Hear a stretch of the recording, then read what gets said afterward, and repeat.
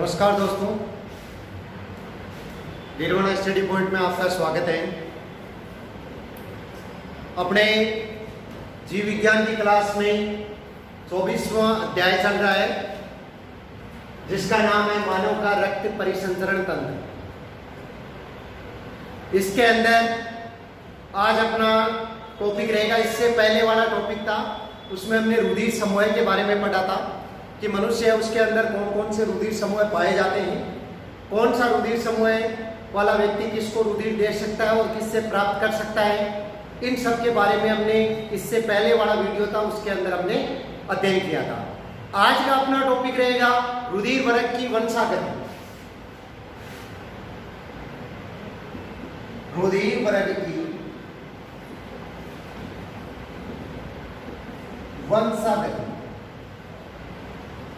देखो, रुधिर वर्ग की वंशागति मतलब जनक से जो संतति उत्पन्न होती है, तो जनक का रुधिर वर्ग है, उसका प्रभाव क्या संतति पे होता है।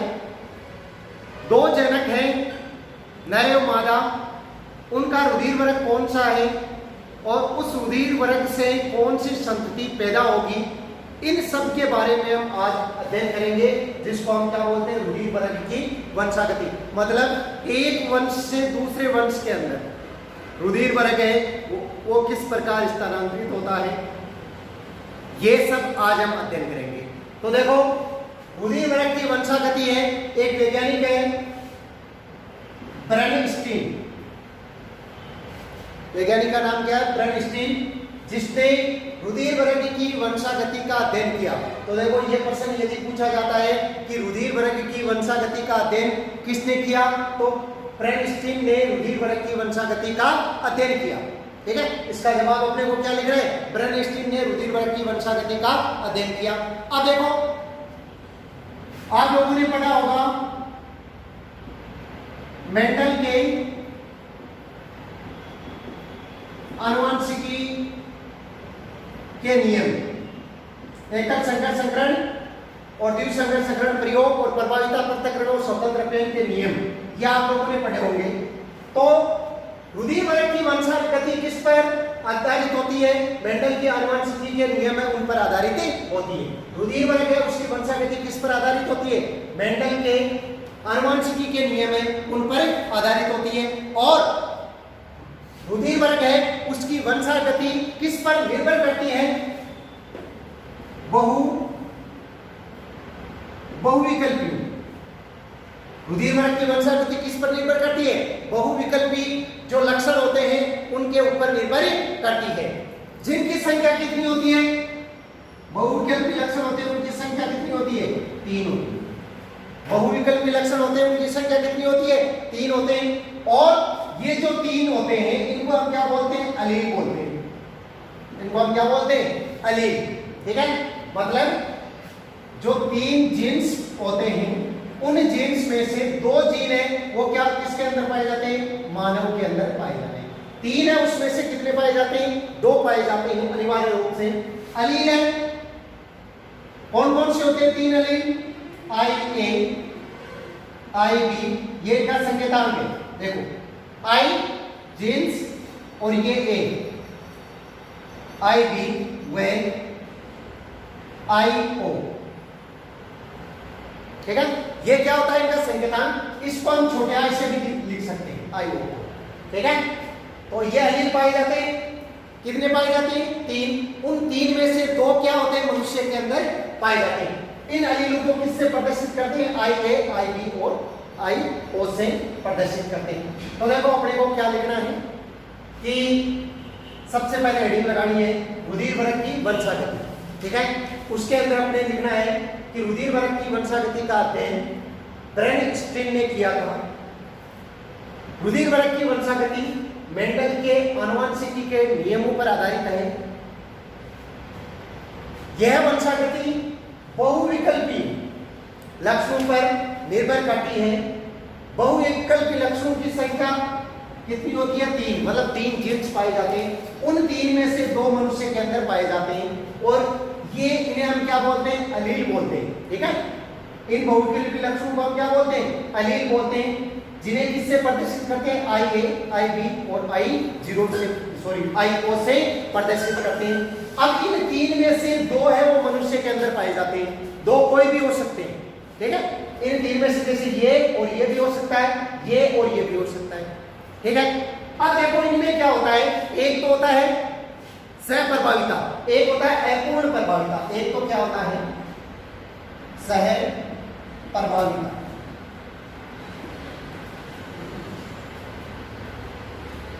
एक होता है अपूर्ण प्रभाविता, ठीक है। एक तो होता है सहप्रभाविता, एक होता है अपूर्ण प्रभाविता। सहप्रभाविता किसे बोलते हैं? जिनका प्रभाव बराबर होता है, ठीक है, जिनका प्रभाव बराबर होता है उनको हम क्या बोलते हैं? सहप्रभाविता। अपूर्ण प्रभाविता जिसका प्रभाव कम होता है, मतलब एक का ज्यादा होता है और दूसरे का क्या होता है? कम होता है, तो उसको हम क्या बोलते हैं? अपूर्ण प्रभाविता।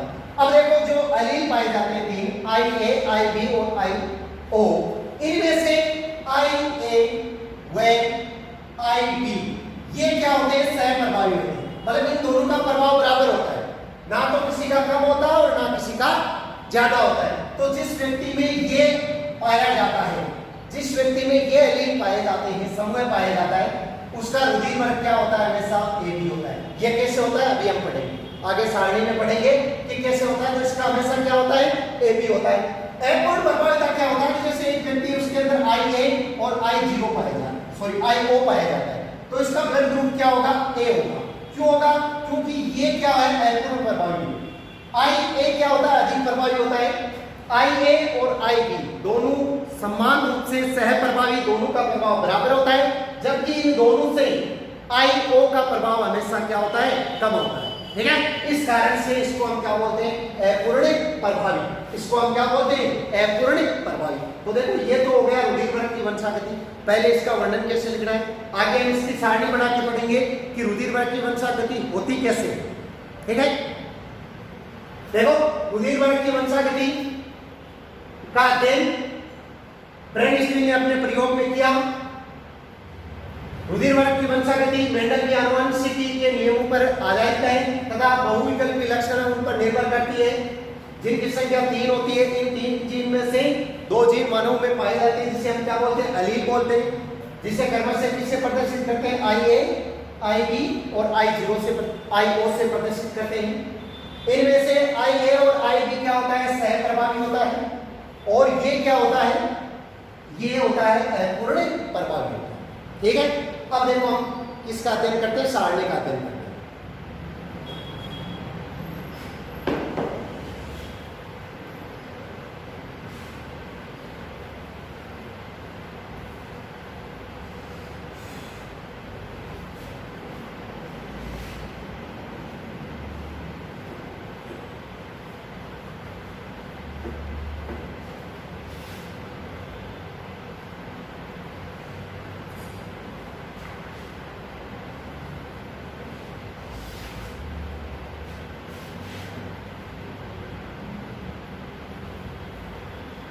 देखो अब अपने को क्या लगाना है? रुधिर वर्ग की वंशागति। इसी में हेडिंग लगानी है कि मानव जनसंख्या में रुधिर वर्ग की का आनुवंशिक आधार दर्शाने वाली तालिका।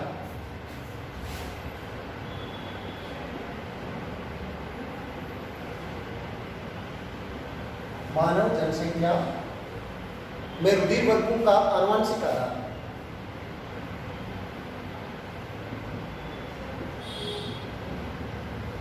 वर्गों का आनुवंशिक आधार दर्शाने वाली तालिका, ठीक है। आनुवंशिक आधार दर्शाने वाली तालिका। देखो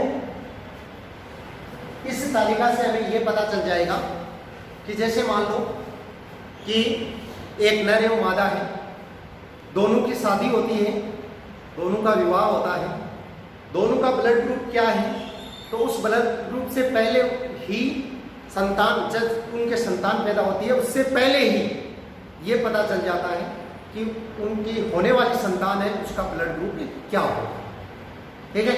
तो ये सब प्रक्रिया हम पढ़ेंगे इस सारणी में। इस प्रकार के प्रश्न देखो अनेक कंपटीशन एग्जाम है उनके अंदर भी ये प्रश्न पूछे जाते हैं। कई बार ये प्रश्न पूछे जाते हैं कि एक ही महिला है जिसका ब्लड ग्रुप ये है, एक पुरुष है उसका ब्लड ग्रुप ये है, यदि इन दोनों की शादी हो जाती है तो इनसे उत्पन्न होने वाली संतान है उसका ब्लड ग्रुप भी क्या होगा। तो इस प्रकार के प्रश्न कई बार पूछे जाते हैं। तो ये प्रश्न इस सारणी से हमें पता चल जाएगा कि सारणी हम पढ़ेंगे तो ये कंप्लीट हमें पता चल जाएगा कि किस प्रकार से ये ज्ञात होता है। बोर्ड एग्जाम में भी ये प्रश्न आते हैं और कई कंपटीशन एग्जाम है उसके अंदर भी ये प्रश्न पूछे जाते हैं। तो देखो ये हम सारणी बनाते हैं। इसके अंदर हम क्या करना है, जनक एक का अली या जनक प्रथम, ठीक है, जनक प्रथम है उसका अली हो गया। उसके पश्चात जनक द्वितीय का अली, ठीक है। उसके बाद में हो गया संतति का जीनोटाइप और संतति का रुधिर वर्ग। संतति का जीनोटाइप और संतति का रुधिर वर्ग। देखो यहां पे दिख रहा होगा आपको, नहीं दिख रहा है तो ये आप नोट कर लें। ये सारणी बनानी है अपने को, ठीक है। देखो जनक की प्रथम कालीन मतलब इसको आप मान लो नर मान लो, इसको क्या मान लो नर मान लो, इसको क्या मान लो मादा मान लो, ठीक है। ये नर है और ये मादा है, जैसे जनक प्रथम और जनक द्वितीय, ठीक है। जैसे ये नर हो गया ये मादा हो गया। इनसे जो संतति पैदा होगी उसका जीनोटाइप, देखो जीनोटाइप और फिनोटाइप आपने पढ़ा होगा कहां पे, मेंडल के आनुवंशिकता के नियम है, मेंडल के आनुवंशिकता के प्रयोग, उनमें हम अनुपात ज्ञात करते हैं। एक तो होता है लक्षण पररूपी अनुपात और एक होता है जीन पररूपी अनुपात। तो जीनोटाइप को किसको बोलते हैं हम, जीन पररूपी अनुपातों को, और फिनोटाइप किसको बोलते हैं, लक्षण पररूपी अनुपातों को। तो जब संतति पैदा होगी उसका जीनोटाइप क्या होगा और संतति का रुधिर वर्ग क्या होगा ये हम ज्ञात करेंगे। तो देखो सबसे पहले अलील अभी हमने पढ़ा था कितने होते हैं, 3 होते हैं। और कौन से होते हैं, आई ए, दूसरा कौन सा होता है आई बी और तीसरा आई ओ। ये 3 अलील होते हैं, इनमें से कोई 2 पाए जाते हैं, ठीक है। तो हम इन सभी के बारे में हम पढ़ेंगे, पूरा कंप्लीट विस्तार से पढ़ेंगे। देखो इधर किस प्रकार होता है ये कि जैसे सबसे पहले जनक प्रथम है, इसका मान लो ये अलील है, इसके अंदर कौन सा पाया जाता है आई ए पाया जाता है, ठीक है। इसका कौन सा है आई ए, और जनक द्वितीय जो मादा है उसका भी क्या है आई ए, ठीक है। दोनों का आई ए और आई ए है। अब इसका जीनोटाइप क्या होगा आई ए आई बी, इसका जीनोटाइप क्या हो गया आई ए आई बी। तो इसका रुधिर वर्ग क्या हो जाएगा अपने आप ही ए हो जाएगा, क्योंकि दोनों ए है तो रुधिर वर्ग अपने आप क्या हो जाएगा ए हो जाएगा। इसी प्रकार इसका मान लो आई ए है और इसका कौन सा है आई बी है, इसका आई ए उसका कौन सा है आई बी है। तो इसका जीनोटाइप क्या हो जाएगा, दोनों को साथ में लिखना है जीनोटाइप, ये और ये, इन दोनों को क्या लिखना है साथ में लिखना है। तो ये क्या हो जाएगा आई ए आई, ए और बी ये दोनों क्या होते हैं, दोनों सहप्रभावी होते हैं, दोनों प्रभाव बराबर होते हैं। तो इसका ब्लड ग्रुप क्या हो जाएगा ए बी, समझ में आ गया होगा। तीसरा देखो इसका कौन सा है आई ए और इसका आई ओ है, तो जीनोटाइप दोनों को साथ में लिख दो आई ए और आई ओ। ये अधिक प्रभावी होता है, ये कम प्रभावी होता है, ये अपूर्ण प्रभावी होता है, ठीक है। तो इसका ब्लड ग्रुप क्या हो जाएगा ए हो, क्या हो जाएगा ए हो जाएगा। अब देखो प्रथम है संतति, इसका है मान लो आई बी, ठीक है, और इसका क्या है आई ए, दोनों को साथ में लिख लो आई ए और आई बी। ब्लड ग्रुप क्या हो जाएगा ए बी हो जाएगा। इसी प्रकार इसका आई बी है और इसका क्या है आई बी, दोनों को साथ में लिख दो आई बी और आई बी। ब्लड ग्रुप क्या हो जाएगा बी हो जाएगा, ठीक है। इसी प्रकार आई बी और इसका क्या है आई ओ। अब देखो आई बी और आई ओ, ठीक है। ये अधिक प्रभावी है, ये कम प्रभावी है, तो ब्लड ग्रुप कौन सा होगा? बी होगा। ठीक है, ब्लड ग्रुप कौन सा होगा? बी होगा। अब तीसरा ले लो, ओ ले लो, आई ओ, और इधर है आई ए, दोनों को साथ में लिख दो, आई ओ और आई ए। ये कम प्रभावी है, ये अधिक प्रभावी है, ब्लड ग्रुप क्या हो गया? ए हो गया। इसी प्रकार आई ओ और आई बी, इसमें भी क्या होगा? ये कम प्रभावी है, ये अधिक प्रभावी है, तो ब्लड ग्रुप क्या हो गया? बी हो गया। और लास्ट आई ओ और आई ओ, यदि दोनों का आई ओ है तो इसका ब्लड ग्रुप क्या हो जाएगा? ओ। ठीक है, तो इस प्रकार से संतति है, उसके अंदर रुधिर है, उसका संचरण होता है, या रुधिर समूह है, उसकी वंशानुगति होती है। तो ये आप लोगों के समझ में आ गया होगा कि रुधिर वर्ग है, उनकी वंशानुगति किस प्रकार से होती है। देखो इसके अंदर एक तो एबीओ तंत्र है, ये क्या है? एबीओ तंत्र की सारणी है। ठीक है, एक तो क्या होता है? एबीओ तंत्र, और एक क्या होता है? आरएच तंत्र।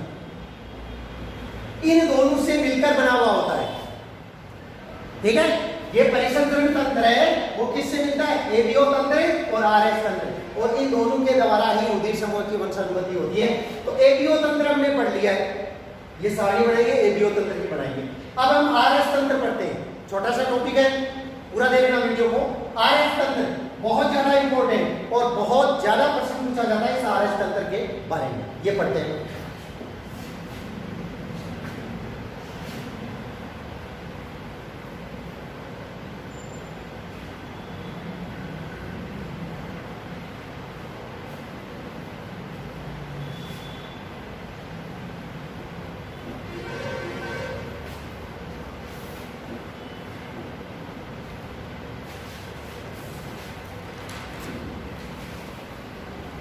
देखो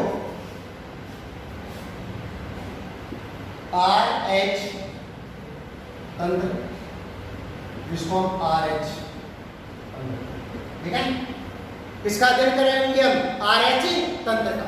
अब देखो इसके अंदर एक वैज्ञानिक था, लैंड स्टीनर व वीनस, ये दो वैज्ञानिक थे, लैंड स्टीनर व वीनस। ठीक है, इन दो वैज्ञानिकों ने रिसस बंदर, ठीक है, बंदर का नाम क्या है? रिसस बंदर के तंत्र की रक्ताणु सतह है, वहां पे किसकी खोज की? आरएच तंत्र है, उसकी खोज की। ठीक है, अब देखो सबसे पहले ये प्रश्न बहुत बार पूछा जाता है कि आरएच तंत्र है, उसकी खोज किसने की और किस पर की थी? तो आरएच तंत्र की खोज किसने की? लैंड स्टीनर व वीनस ने। किस पर की थी? रिसस बंदर की तंत्रिका के रक्ताणु है, उनके ऊपर किसकी खोज की थी? आरएच तंत्र की खोज की। ठीक है, आरएच तंत्र की खोज किसने की? लैंड स्टीनर व वीनस ने। किस पर की थी? रिसस बंदर है, उसके ऊपर लैंड स्टीनर व वीनस ने आरएच तंत्र की खोज की थी। अब आरएच तंत्र है जैसे कि कई व्यक्तियों में उपस्थित होता है, कईयों में नहीं उपस्थित होता है, तो वो किसके कारण होता है? तो आरएच एंटीजन, आरएच एंटीजन की उपस्थिति एवं अनुपस्थिति, जैसे हम सुनते हैं ना कि आरएच पॉजिटिव और आरएच नेगेटिव, ठीक है, आरएच धनात्मक और आरएच ऋणात्मक, ये क्या होता है? तो ये सब किस पर निर्भर करता है? आरएच एंटीजन पर। मतलब किसी व्यक्ति के शरीर में आरएच तंत्र पाया जाता है या नहीं पाया जाता है, ये क्रिया किस पर निर्भर करती है? आरएच एंटीजन होता है, उसके ऊपर ये निर्भर करती है। तो अब जिस व्यक्ति के रक्ताणु में आरएच एंटीजन पाया जाता है, मतलब जिस व्यक्ति में आरएच एंटीजन है वो पाया जाता है, तो उसको हम क्या बोलते हैं? आरएच पॉजिटिव, मतलब आरएच धनात्मक, उसको हम क्या बोलेंगे? आरएच पॉजिटिव या आरएच धनात्मक। और जिस व्यक्ति में आरएच एंटीजन नहीं पाया जाता उसको हम क्या बोलेंगे? RH negative.